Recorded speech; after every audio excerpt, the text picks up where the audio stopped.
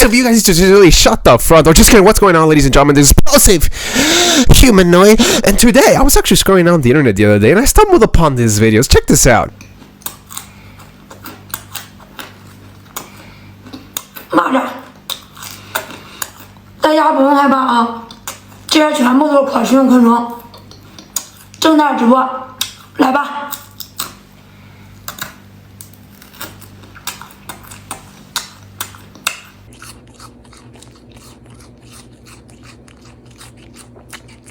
没吃过的给我点个双击加关注。This girl is eating those insects like they're hot Cheetos.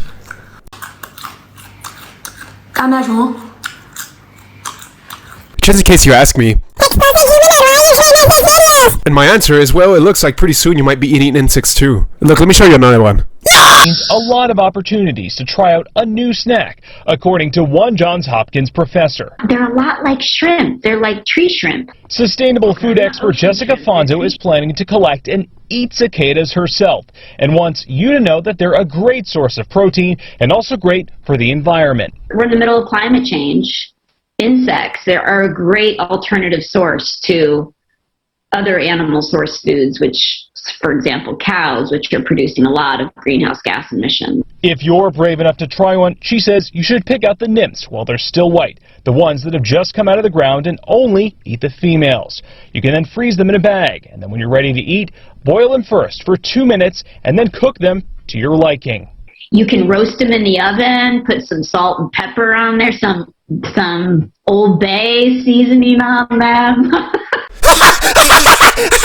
Oh, so just in case you don't know, this actually...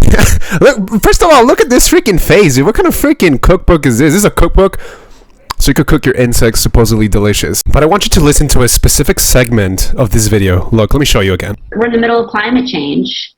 Insects, they are a great alternative source to other animal source foods, which, for example, cows, which are producing a lot of greenhouse gas emissions. We should start eating humans. We should start eating insects. I wouldn't doubt it in the near future they start advocating to eat other people. Look, they're even advocating pretty much that you should not have kids, or at least at the very least, that you should really think about having kids because, well, kids are a threat to the planet. Look, check this out. Look at this story.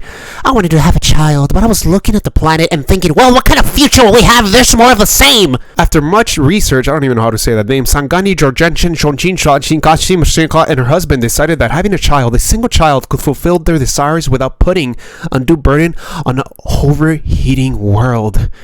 I was very particular about only having one. By the way, she's saying about an overheating world. Dude, I just saw an article earlier by the mainstream media as well that said something about incredible scenes of chaos in the snowy US, ice ages coming. Like, who the hell understands these people? First of all, the world is melting, and then the next week they start saying the world is freezing, and then the world is melting. Like, which one is it? But if you actually go down more on the article, you actually come out with a crazy conclusion. Look. And look how freaking fanatical these women are getting. Other women have ended relationships over this question. Laurel, a 33-year-old from Wisconsin who has to be identified only by her first name, divorced her first husband partly because he wanted to have children and she worried about a climate change future.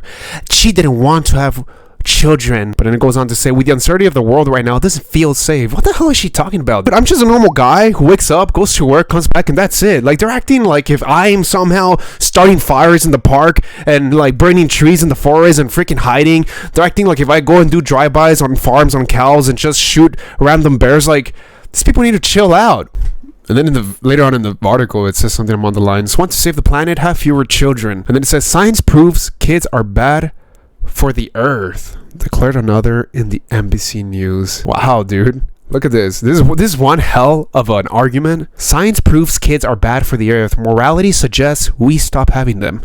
So you be very careful with this climate agenda that's being thought in universities, that's being shoved by the mainstream media, advocated by celebrities. It doesn't surprise me, right? Celebrities and mainstream media, we've seen them work together to dumb down society, to immoralize sexually society. So it doesn't surprise me that celebrities are going down with this.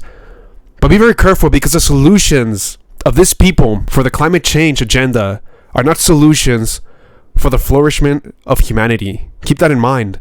If you accept the solutions to this climate change agenda, you're going to have to give up a lot of your freedom and liberty that you enjoy right now. And it's going to come down to what you're going to eat, which is what I'm going to be focusing on this video. how far and what you can drive, how much water you can use, how much light you can use. It goes on and on and on. Anyways, let's go back to my portion of the video. Explosive humanoid, that's never gonna happen. You're crazy. You're a conspiracy theorist. Really? You actually believe this is never going to happen? The World Economic Forum that led you through the COVID-19 has something else to say. Let's see. My daughter, 24, inspired me and said that how can you advocate for these zero carbon value chains if you still eat meat? These people are advocating for certain policies, but they themselves don't even follow them. This guy's admitting it, that his daughter told him that he doesn't even follow his own policies or his own ideas he spreads. And so I stopped eating meat.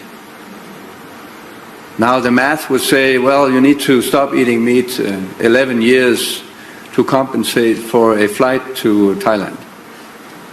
Yes, but if 1 billion people stop eating meat, I tell you it has a big impact.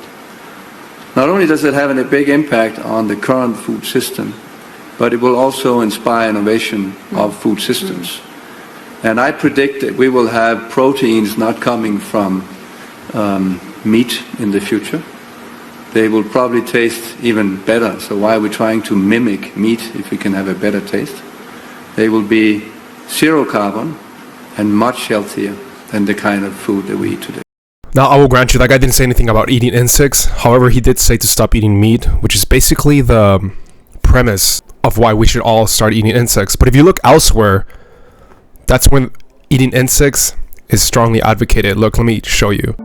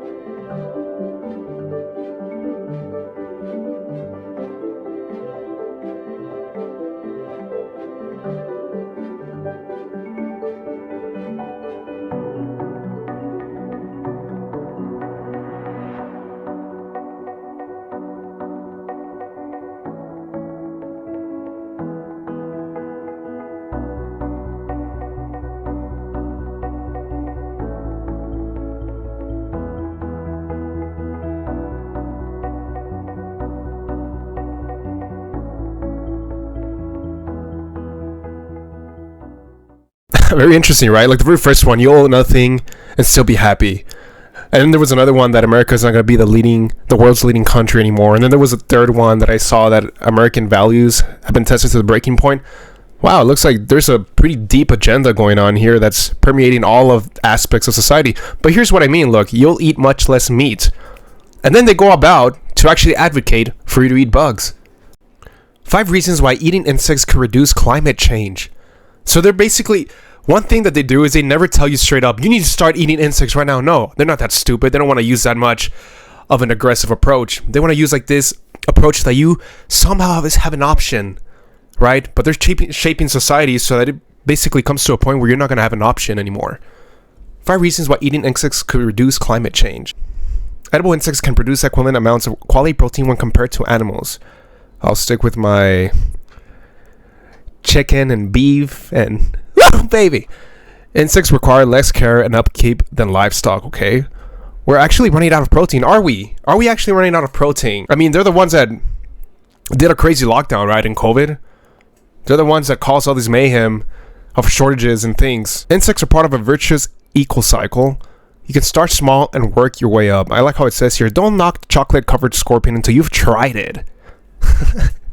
Oh, but then the question is, so they want that for the population, but are the people that are advocating for this, are they going to actually practice this? You really know someone actually believes or is true to what they believe when they practice it. And we see all these people out there, right? All these politicians out there saying, well, climate change, and yet they're still traveling on private jets, right? They're not practicing what they preach. And you think these people out there are going to practice what they preach? I don't think so. Let me show you why. Let's see, the same forums and organizations that advise your leaders to put you on lockdown, were your leaders faithful to it? No, they weren't. You see here, Chicago mayor, she violated her own quarantine advice to get a haircut, but wait, yet you couldn't go out, but she could because she has special privileges. Boris Johnson from the UK, he advocated for crazy lockdowns for the English people, but yet he violated by, well, making an own party.